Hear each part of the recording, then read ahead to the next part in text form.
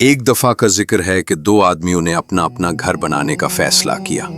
पहले आदमी ने एक दलदल के ऊपर एक निहायत खूबसूरत और आलीशान महल तामीर किया।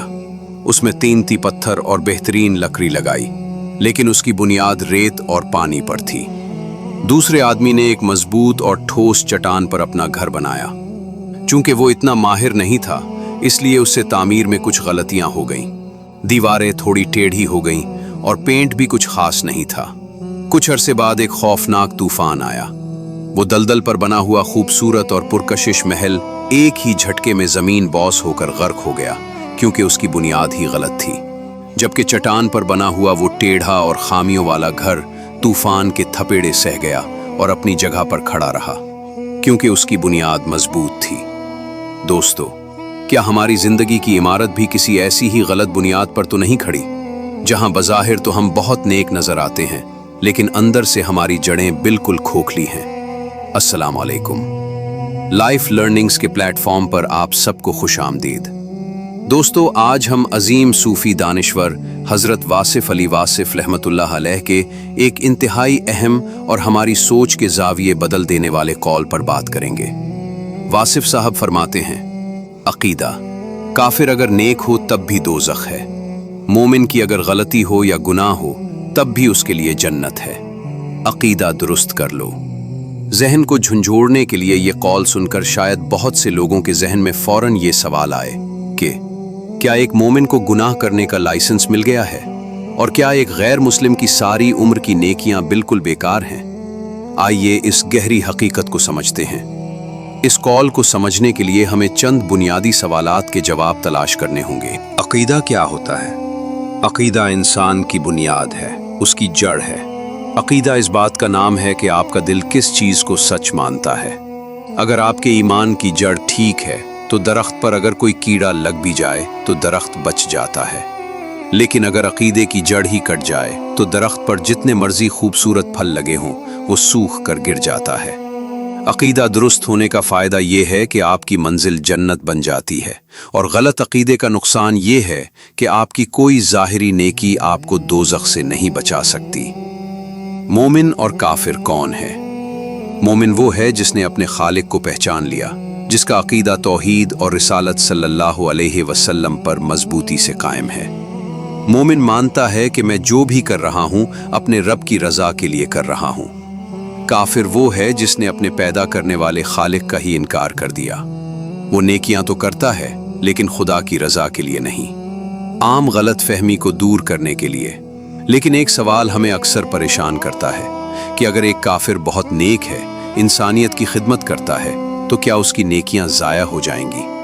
क्या उसे दुनिया में ही सब कुछ मिल जाएगा और मोमिन को सिर्फ आखिरत का इंतजार करना पड़ेगा? अल्लाह की ज़ात बेहद इंसाफ करने वाली है। काफिर की कोई नेकी ज़ाया नहीं होती। चूंकि काफिर का अकीदा आखिरत और अल्लाह पर नहीं होता, इसलिए अल्लाह उसकी नेकियों का सारा इनाम, दौलत, शोहरत, तरक्की और सुकून की सूरत में उसे इसी दुनिया में दे देता है। इसका हिसाब दुनिया में ही बराबर कर दिया जाता है। लेकिन आखिरत में चूंकि उसका अल्लाह से कोई ताल्लुक नहीं था, इसलिए वहां उसका कोई हिस्सा नहीं। दूसरी तरफ ये सोचना बिल्कुल गलत है कि मोमिन को दुनिया में कुछ नहीं मिलेगा।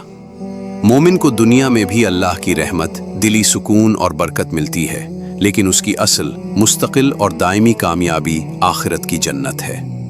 मोमिन की गलतियों और गुनाहों को अल्लाह उसकी सच्ची तौबा के बदले या दुनिया की तकालीफ के जरिए मिटा देता है, क्योंकि उसकी बुनियाद सच्ची होती है। जरा ठहरिए, मोमिन और काफिर के बीच एक तीसरा गिरोह भी है जो इन दोनों से ज्यादा खतरनाक है। क्या आप जानते हैं वो कौन है और इनका अंजाम क्या है? वो है मुनाफिक।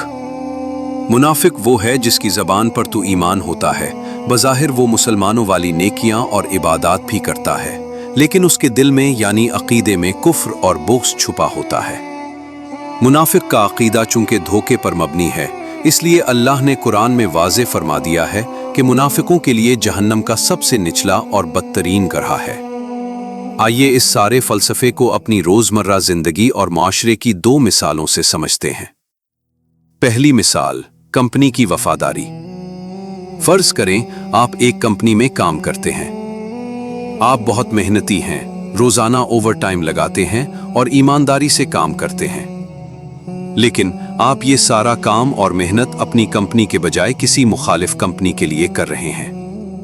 जब तनख्वाह का दिन आएगा तो क्या आपका बॉस आपको तनख्वाह देगा? बिल्कुल नहीं।